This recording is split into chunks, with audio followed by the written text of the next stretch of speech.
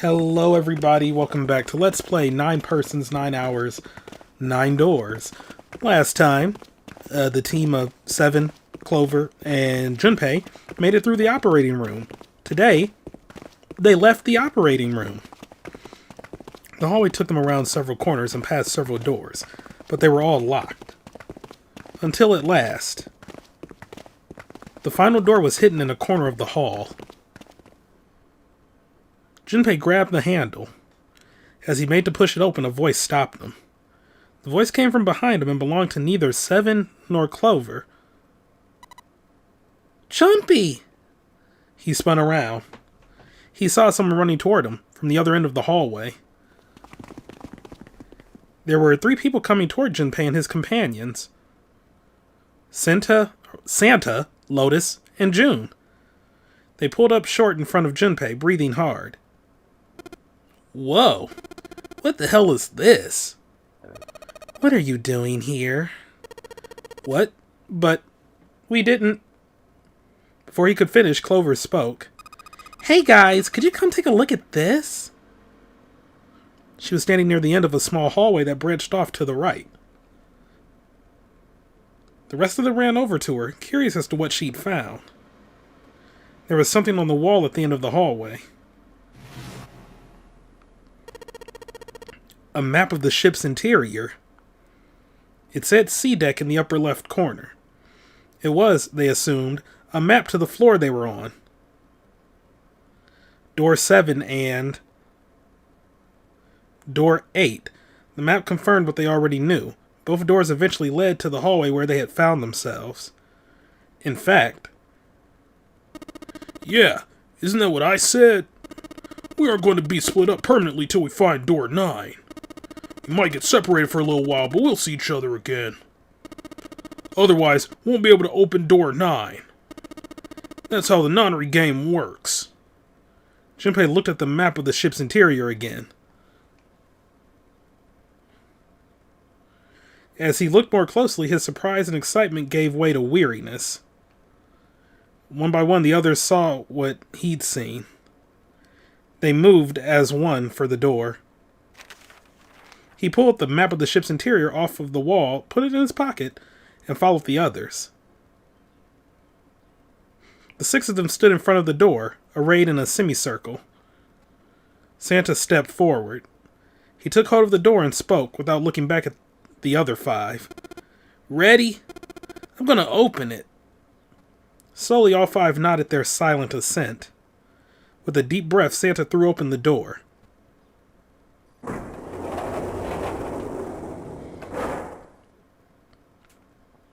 They poured through the doorway and into the room.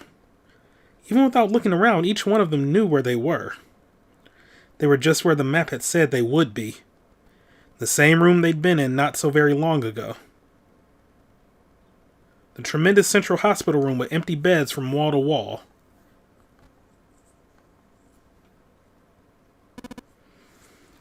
I see. I believe I understand what you're saying. The 6 of you split into 2 teams and went through doors 7 and 8. You solved the puzzles in the operating room and the laboratory, and then met one another in the hallway after opening your respective locked doors. He looked like anyone might after only just waking up, but it seemed that his brain was working as well as ever. He had managed to grasp, summarize, and understand each team's report. At any rate, I feel a bit silly for my little show of altruism. I'm sure you'll be back for me. I did hope you would come back, but I confess I didn't think you'd be back so soon. Ace shook his head with a rueful smile. Well, we saw each other again, and we ain't dead, so I say that's good enough. 7 smiled. Anyway, I say we get out of this creepy old place. We found the key we need. The key? Ain't that what I just said? Talking about the Jupiter key. We found it in the operating room. Right, Junpei? Junpei nodded. Ah, the solar system keys. We found a couple more in the laboratory in the kitchen. Here, the Earth key and the Saturn key card. And with that, she pressed them into Junpei's hand. The metal key had the Earth symbol on it, and the key card had the Saturn symbol on it. I might lose them. It's probably better if you hold on to them. That way, it won't be my fault if they get lost. Junpei felt slightly less than honored. As a group, they now had 3 keys that had not been used. The Jupiter key, which had been found in the operating room. The Earth key, which Lotus had just handed to Junpei. The Saturn key card, which Lotus had also just handed to Junpei. Junpei tucked the new keys into his pocket. June spoke up. The Jupiter key is supposed to be for the door at the end of that long, straight hallway, right? Yeah. If the map's right, then it connects to the central staircase. Then next to the stairs. Wait. They were the first words anyone had heard out of Clover in quite some time. Her face suggested they weren't going to be very happy words. What about door 3? Look. You saw the map, right? It's the same as 7 and 8. It'd just lead us back to the big hospital room. There's no point in seeing what's on the other side of that door. There is a point. At least there is for me. There were tears in her eyes, but she glared at 7 as hard as she could, just the same. She looked very much like a frightened puppy. There wasn't a man alive who could have resisted those eyes. 7 looked everywhere in the room except at Clover and muttered and coughed apologies under his breath. Yeah, you're right. I'm sorry. Snake might be on the other side of door 3. Clover nodded once. The next person to speak was Ace. Very well. I'll be coming with you then. I've had a nice long rest. I think it's time I was up and about again. So 7, you'll help me, won't you? Huh? Me? Junpei did the calculations quickly in his head. 4 plus 1 plus 7 equals 12. 1 plus 2 equals 3. It looked like 7 was doing them too. At last he gave up. Damn. Well, I guess that's how it's gotta be. So I'm going with you, huh? Yes, you are. Alright, let's get moving. And so it was decided that Clover, Ace, and 7 would discover what lay beyond door 3. Okay, we're heading out. Be careful. Whoa, didn't think I'd be hearing that from you, Lotus. Don't let it go to your head. I'd be in trouble if the 3 of you bought it. The rest of us can't open the 9 door. Ah, the truth comes out. 7 nodded as if the answer made much more sense and pulled the lever on the red.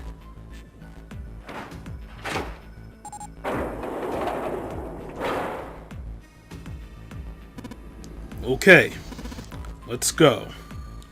The door opened and Ace, Clover, and 7 jumped through it. 6, 7, 8. After exactly 9 seconds, the door closed noisily. Alright, we should get moving too. Huh? Get moving? Where are we going? Everyone except Lotus seemed rather confused. Well, it would be a waste of time to just sit around, wouldn't it? Let me explain.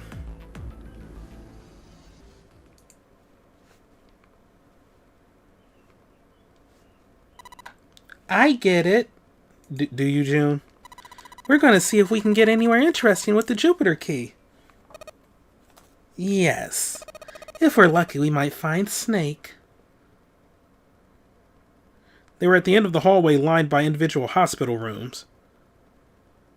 The Jupiter symbol was engraved on the keyhole. Alright, Junpei, open it if you please. Yeah, on it. Junpei pulled the Jupiter key out of his pocket and slid it into the keyhole.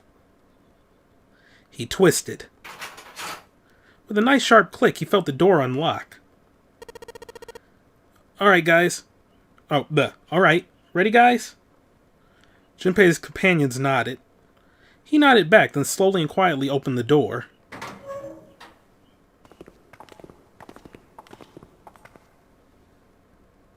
Inside was exactly what he expected to see from the map of the ship's interior. They were in a tremendous hallway, almost like a ballroom, with a massive central staircase. Great, back to the beginning.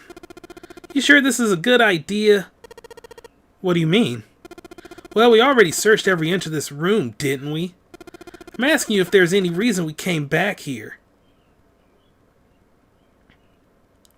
Well, I mean, obviously, there is a reason. The key you found opened that door, so... Of course there's a reason. Man, sometimes I can't tell if you're smart or just lucky.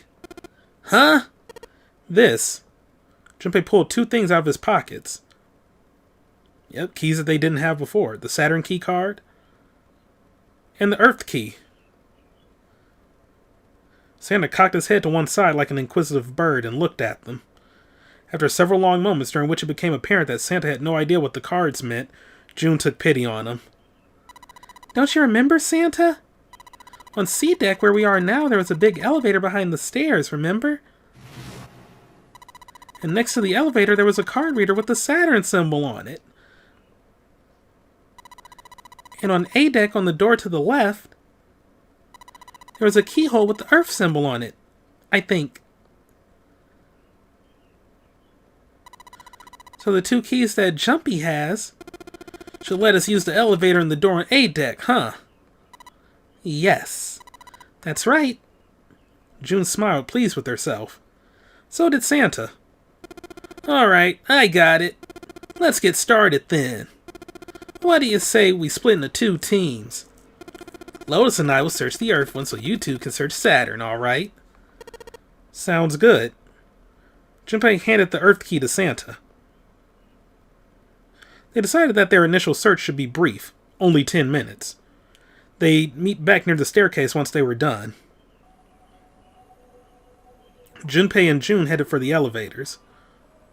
Oh, wait, no, it was Junpei that said with June he would go. I don't know why I read that as Santa. Unless it did, and that was just a typo. Sure enough, there was a card reader bolted to the wall next to the left elevator. He lined up the Saturn keycard and swiped it through the reader. A light on the upper left corner blinked to life. Great. Looks like it's working now. Alright, now how do I call the elevator? There was a single button to the right of the elevator door. On the button was the upside-down triangle, the universal symbol for down. There didn't appear to be an up button. Junpei pushed it. He didn't have much of a choice.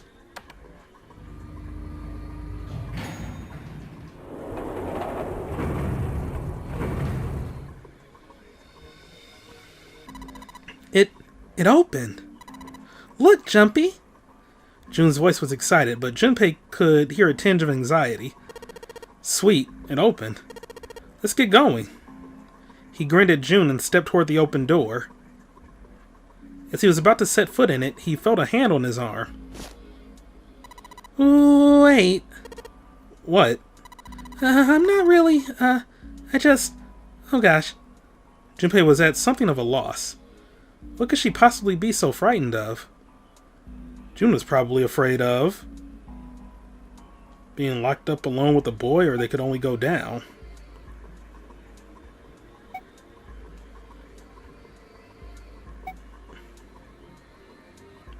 Probably this. She was afraid because the only elevator button pointed down. That meant, of course, that the elevator couldn't go any higher than the floor they were on. As he thought about it, Junpei realized he hadn't seen elevators on the A or B decks near the central staircase, all of which meant that the elevator could only convey them to the lower decks.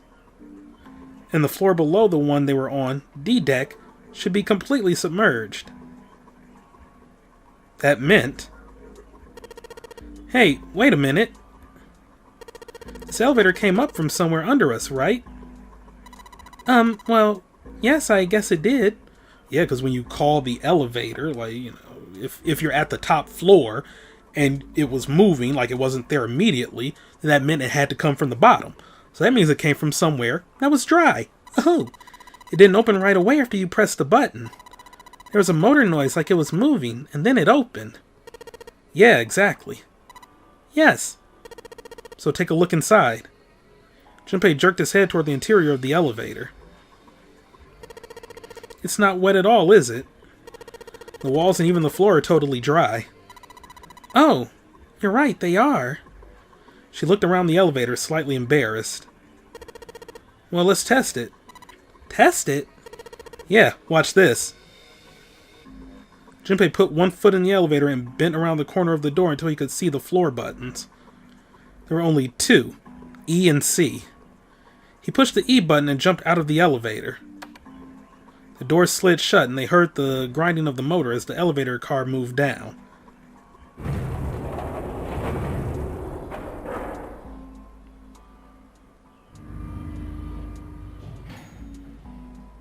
A few moments later, they heard the sound of the elevator door grinding open several floors below. Junpei nodded to June and pressed the elevator button again. A few moments later, the elevator returned.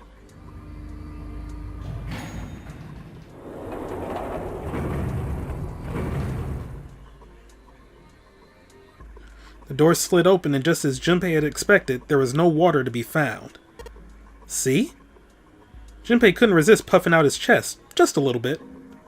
June, however, still looked confused. What does that mean? How can the E deck be safe if the D deck is full of water? Well, here's what I think. The elevator shaft and E deck must be watertight and separated from wherever the ship's been punctured. Here, let me show you. He pulled out his notebook and pen and sketched out a rough illustration. I see. So is that why the ship hasn't sunk? The shape of the inside just keeps it from all filling with water? Yeah, I think that's what's going on. Junpei continued talking as he closed the notebook and slipped it back into his pocket. So I'm going to go down and check it out. You stay here, alright? But... Come on, just do it, alright? He gave June's shoulder a reassuring squeeze and hopped onto the elevator.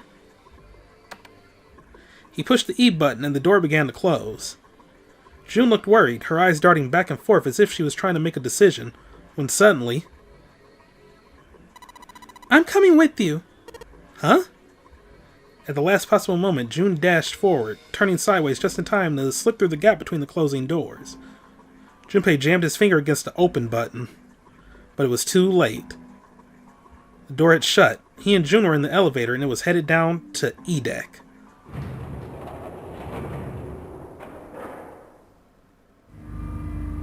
He was so surprised by June that he didn't even have time to think about what awaited him on the E deck. The elevator stopped and the door slid open. They stepped off onto the floor outside the elevator. Nothing seemed especially unusual. No fish going about their fishy business or jellyfish floating lazily through the water. There was, however, a blowfish. Or at least something that looked very much like one. June's cheeks were puffed out and her mouth a tiny, intense frown. Oh, knock it off. It's just like I thought. This part hasn't flooded. Come on, just look around. There's no water here. June looked around nervously, then... exhaled. You're right. It's not flooded at all. See? But there's a whole lot of water. Yeah, right on top of us. What's going to happen if the ceiling breaks? Junpei thought about that for a moment. We'd probably die. Oh no, don't be so casual about something like that. At any rate, we should probably go back as soon as we can once we're done looking around down here. Lotus and Santa might already be back. Okay. Good idea. Junpei glanced around the room they'd found themselves in. The first thing he noticed was a set of thick iron bars. It's now occurring to me that there was an option that I had chose on my very first playthrough of this game that I didn't choose now, which would have led for an interesting scene. Thankfully, I'm playing through this game like at least 4 more times, so there'll be other chances to see it. They ran the length of the room, separating the left elevator from the right one. Well, we can't go over there. Right? Then perhaps. In the corner of the room that housed the elevators, Junpei found an opening. He walked up to it and stuck his head around the corner. A long, straight hallway stretched out in front of him. That door at the end of the hallway, there's something written on it. Yeah, let's go have a look. Junpei and June set off down the hallway at a brisk clip, somewhere between a run and a jog. Before long, they found themselves in front of the door. On it was a number written in bright red paint. 6. I knew it. This is a numbered door. And indeed, there was a red bolted to the wall right next to the door. Of course, with only 2 people, there wasn't much they could do with it. Alright, let's head back. Yes! Junpei and June turned and headed back to C deck. On their way back, Junpei noticed a map on the wall. As it turned out, it was a burnt map of the ship's interior for E deck.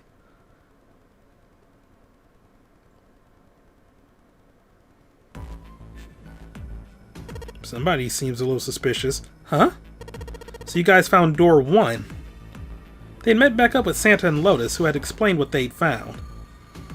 Apparently there was another numbered door on A deck, just like the one on E deck, beyond the door that the Earth Key opened. According to Santa and Lotus, there was a 1 on the door. All told, they discovered 2 new doors, the 6 door and the 1 door. It is interesting that E deck wasn't flooded. Lotus was quiet for a moment, lost in thought. Well, we don't really know if all of E deck is safe. We only checked the area around the elevator. Even so, it's still very interesting. You said that 6 door was there, right? Yes. And that means Zero planned all this out, even the sinking. That would have meant some pretty serious remodeling of the ship's interior. One moment. And back. It would have meant some pretty serious remodeling of the ship's interior. Sorry if I already read that. It's pretty mind-blowing when you think about it. Yeah. I wonder how long it took. I can't even imagine how much it must have cost. It would have been a ton, that's for sure. Well, that does go along with what Ace was saying. The most reasonable explanation would be that this was done by some organization with access to a whole lot of cash. Yes, it does make sense. That thought made them all go quiet for a moment. June bit her lip while Lotus sighed softly to herself, and Santa cracked a stiff neck and stared off into the distance at nothing. I don't think it's a very good idea to stay here. June looked up at Junpei with large, pleading eyes. Yeah, you're right. Ace and his team might be back already. Well, Junpei and I should be able to open door 1. Huh? You guys leaving me behind? 8 plus 6 plus 5 equals 19. 1 plus 9 equals 10. 1 plus 0 equals 1. Just kidding. Alright, let's go. Lotus's words were all the impetus they needed. Or impetus, I'm sorry. Back to the large hospital room they went.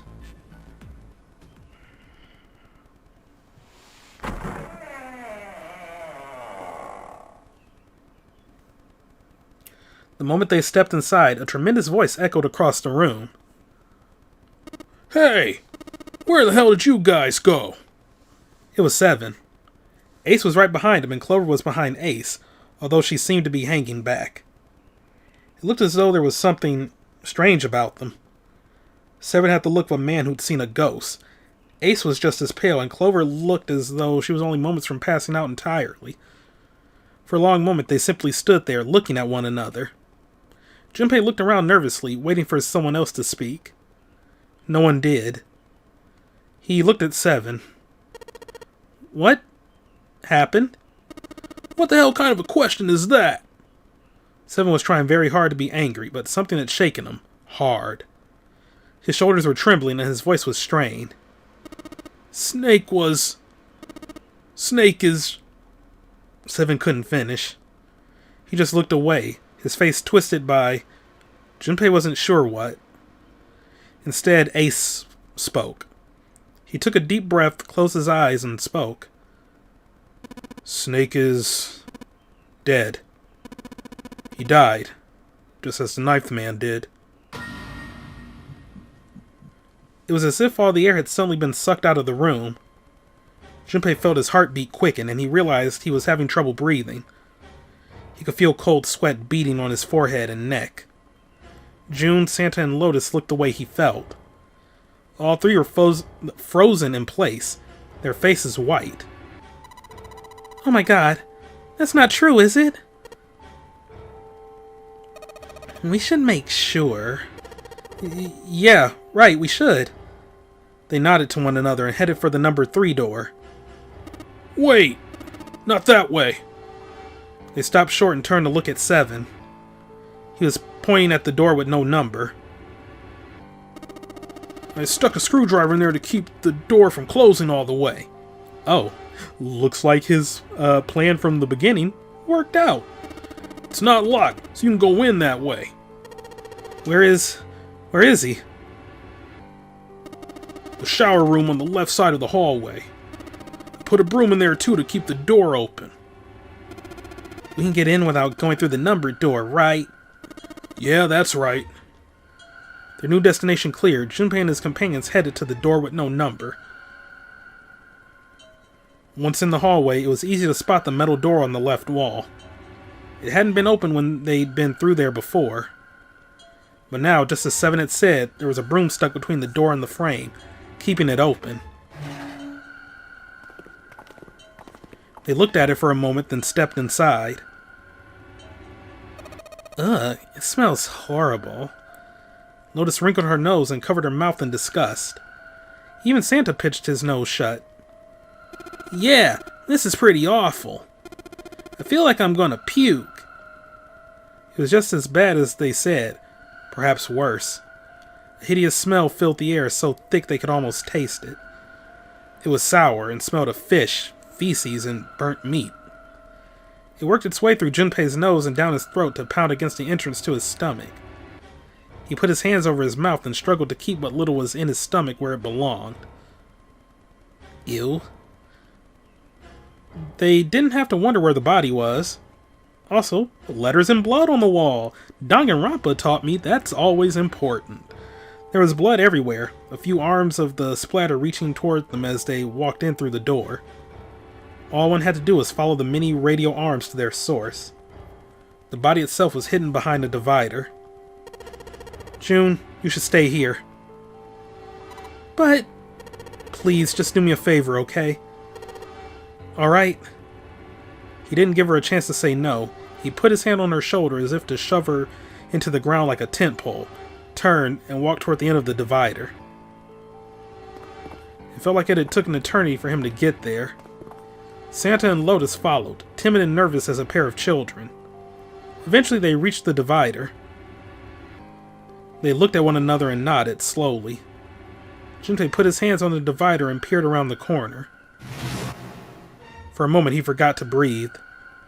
He felt his heart collapse in his chest like an empty cigarette carton, and time froze. He knew in that instant that he would take the image before him to the grave. What was left of the body sat in a sea of blood. Chunks of flesh torn from the body sat in the blood like tiny islands in a great red sea. A vast ragged hole had been torn in the torso, and what remained of his intestines spilled out of it like fresh spaghetti. Ew. Smaller chunks of meat had splattered against the wall and become stuck there as they dried. Globules of yellowish fat had left trails like tiny slugs as gravity pulled them down the wall, even as they dried to it. Just like Ace said. Santa's voice was strained. Junpei suspected he was holding down some vomit of his own. It's like the Ninth Man.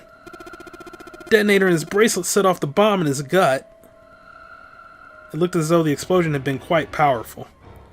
His legs were both bent in an odd, unnatural way, and his left arm had split open, exposing the painfully white bone of his ulna. His bracelet lay next to him. It seemed to have hit the wall hard enough to have shattered the display, which lay on the ground in pieces. Half of his head had simply collapsed. The blood coating almost made it look like raw pizza dough covered in tomato sauce. Damn, narrator, are you hungry or something? His clothes, too, were covered in blood. The burgundy tie, the white shirt, the jacket with the yellow piping, and the gray slacks. They were all familiar to Junpei. No mistake about that. It's Snake. Losa's voice was unnaturally deep and strained, and Junpei heard it catch in her throat.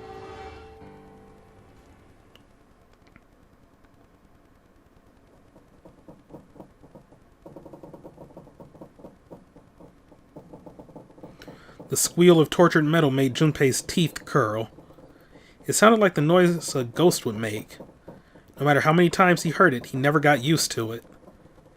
Every time it put him on edge. It didn't help that there was a girl nearby who looked far more like a ghost than a living human should. It was Clover. She sat on the edge of the bed, her head drooping listlessly into her chest. Her eyes were blank and stared across the room at nothing. Her breathing was slow and mechanical. Aside from the rise and fall of her chest, she didn't move.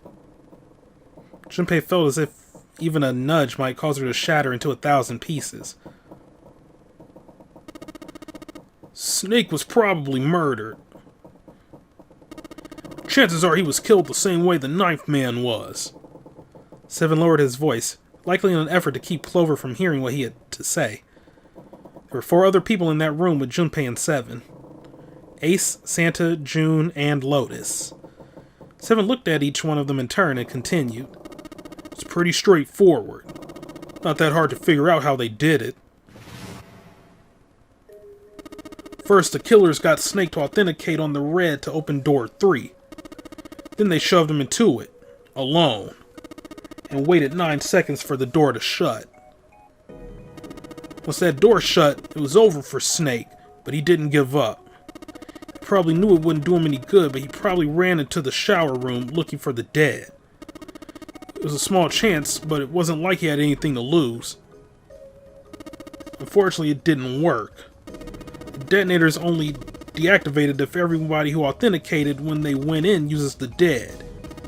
And then 81 seconds after he was shoved in, that happened. I see. So that's what you meant by killers, huh? You need at least 3 people to open one of the numbered doors, including Snake. It wouldn't open for Snake in a single killer. Exactly. That means we're looking at multiple perps here. Junpei crossed his arms and grunted. Well, just in case, I want to make sure. Let's say you're right. When do you think Snake was killed? When we all split up to look for the parts for the Reds, I think. Right after that was when we noticed he was gone. And that means none of us have alibis. We're all off searching the rooms we've been assigned looking for those parts. Yeah? It means anybody could be a killer. Well, wait a minute. What are you talking about? June seemed shocked. How can you say one of us is a killer so casually? Well, not just one of us. If I'm right, then at least 2 of us are murderers. Why don't you calm down a bit, Seven? What are you going to gain by being so suspicious? That's what Zero wants, you know? What Zero wants? Exactly. This game was set up by Zero, wasn't it? Any game has a winner and loser. Whoever makes it through door 9 is a winner, and those who don't are the losers. Zero is trying to make us fight against one another for that victory. Then you're saying that Zero is trying to split us up by making us fight each other? Yes. That's why we can't let ourselves fall prey to suspicion. We have to trust one another and form a strong bond of friendship. Otherwise, we'll end up ensnared by Zero's manipulations. Then does that mean that the person who killed Snake? Yes, almost certainly Zero himself. If there's anyone we should doubt, it should be Zero.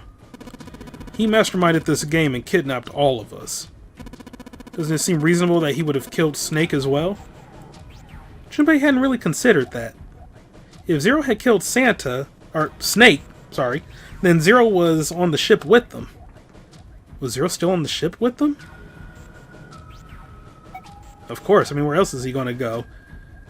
Of course he was. That was obvious.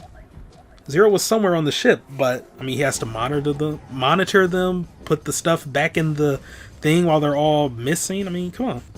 Junpei had no idea where. Junpei mumbled to himself, lost in thought. Where could Zero be hiding? Suddenly, everyone went very quiet. The silence was cold and clammy, and Junpei could feel it crawling across his back and around his throat. Again, he heard the ghosting moaning sound. And moments later, a person who looked more ghost than human appeared. It was Clover. She looked at the floor as she spoke, and her voice was a cold monotone. I think Zero is one of us. Every human body in the room froze. The only sound was the muffled rustling of breath. Eyes darted from face to face. One of those faces was the face of their jailer. But who? Junpei said,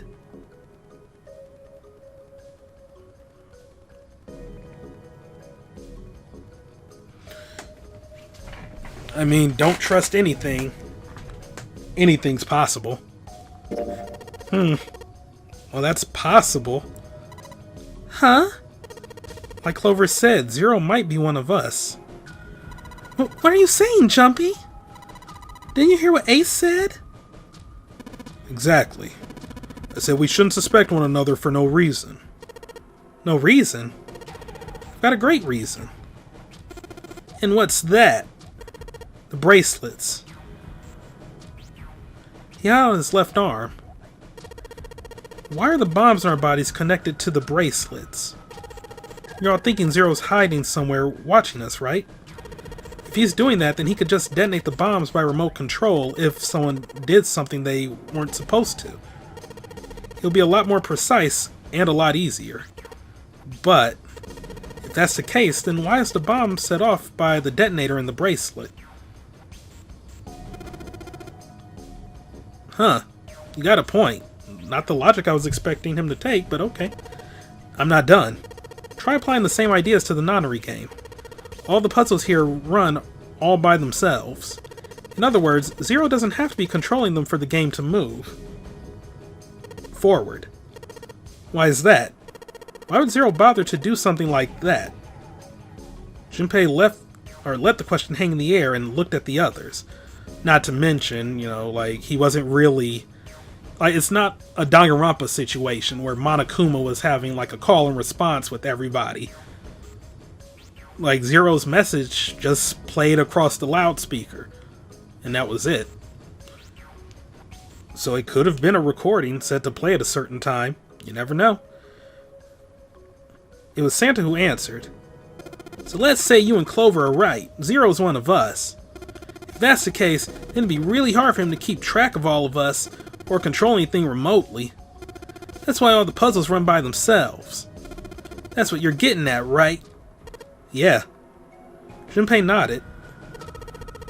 7, when we were talking earlier, you said any one of us could be Snake's killer, right? Yeah, something like that. Alright then, I've got a question for you, Ace. You said something like Zero must be the one who killed Snake, right? Yes, something like that. I can't think of any other explanation. So what do we get if we combine those? They fit together pretty well, I think. Something like this. Whoever killed Snake equals Zero equals one of us. 7 and Ace's theories aren't mutually exclusive. They actually complement each other pretty well. At least they do if Zero is one of us. No one spoke. Their faces were grim, but Junpei wasn't sure if they believed him or not. Finally, Lotus spoke up. What were his motives? His motives? Yes. Isn't that pretty important? Why would Zero want to hide as one of us? Oh. Well, that's because... Junpei choked. He hadn't thought of that, and he had to be honest with himself. He had no idea. I mean, to be fair, a certain character in Danganronpa didn't really, like, have a motive either. Well, I mean, I guess they were there to get the game moving if nobody was going to start killing, but still. I don't know. Lotus sighed. Well, so much for making a persuasive argument, Junpei. In other words, you had only circumstantial evidence. I don't really think that's enough to go on, you know? Junpei was painfully aware of their eyes on him and their disapproval. He tried to find something else, anything else, to look at. Just when he felt he could bear it no longer.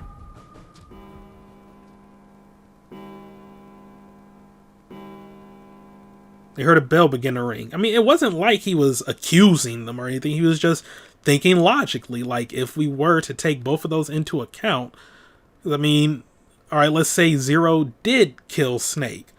What reason would he have to kill a blind guy? Just saying.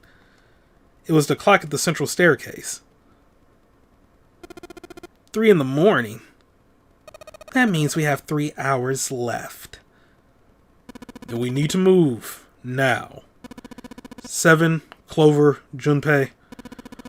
I know how you feel, but you do understand that right now it's important we trust one another, don't you? Junpei couldn't bring himself to respond. He swallowed the words he wanted to say and sighed. 7 and Clover remained similarly silent. Their eyes were looking at something somewhere else, very far away. We must go. We have very little time left. Ace's words put their feet to moving. They all knew where they were going. Their next destination was Mercury. It sat bolted to the wall near the stairs that led to the casino and the kitchen, between the 2 elevators. The Mercury card reader. Junpei stood in front of it with the Mercury key card. 7 had given him the card. I found it when we were checking out the shower room. At least that's what he'd said. Junpei slid the card through the reader. The light on the reader turned green and made a tiny electronic noise. Now they were ready. Junpei and June had been chosen as the investigators. The reason being that they had been to the E-deck before and no one else had. As before, Junpei sent the elevator ahead to make sure the floor they were heading to wasn't flooded. As before, the elevator returned as dry as when it had left. Once it had been checked for water, Junpei and June stepped into the elevator.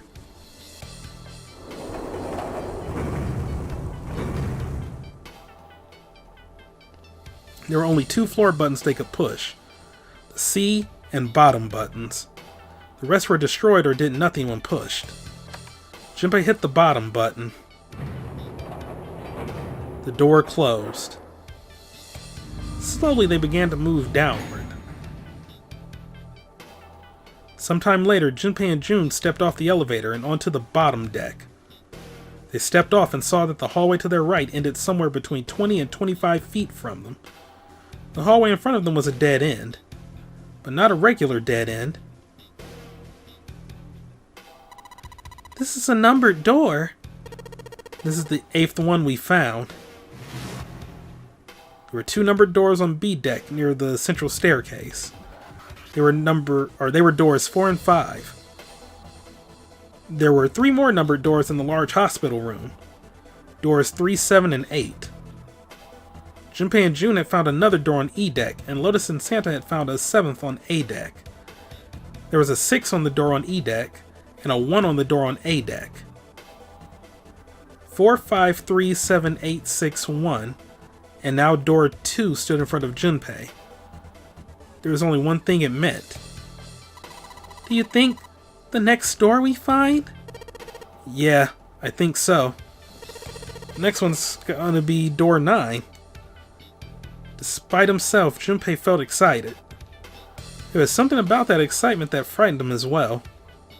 He did his best to put it from his mind and headed back to C deck with June.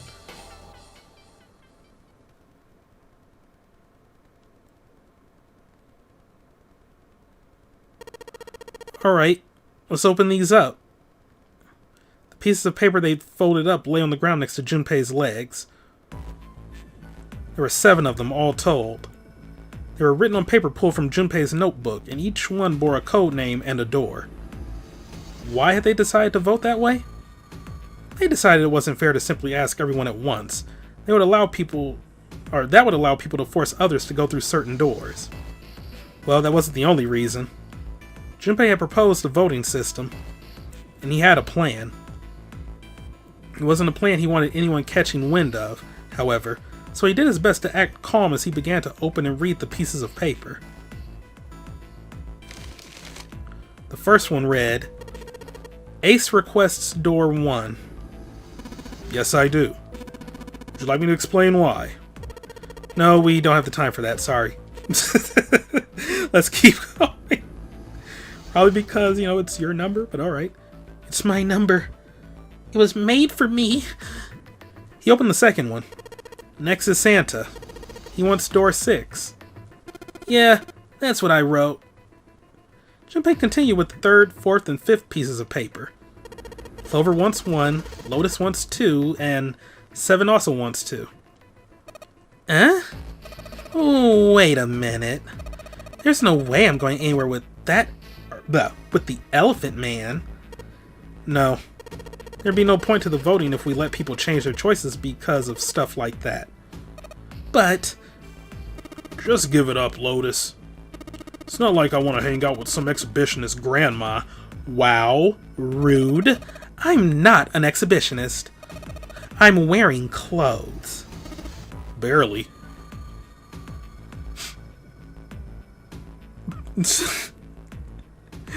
She disputed the freaking exhibitionist part, but not the grandma part. Like, oh, grandma, yeah, that's fine, whatever. But exhibitionist?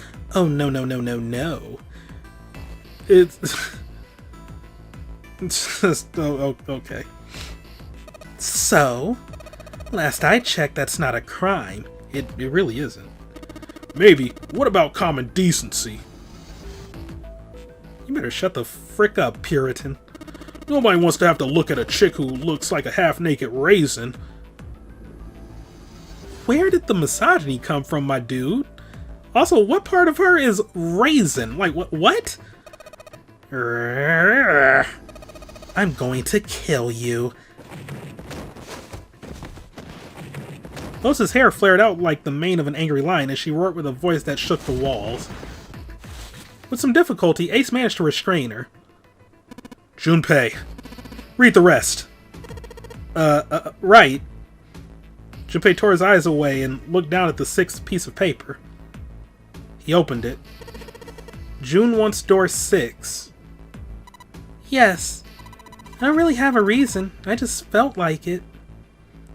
All the papers save Junpei's had been read.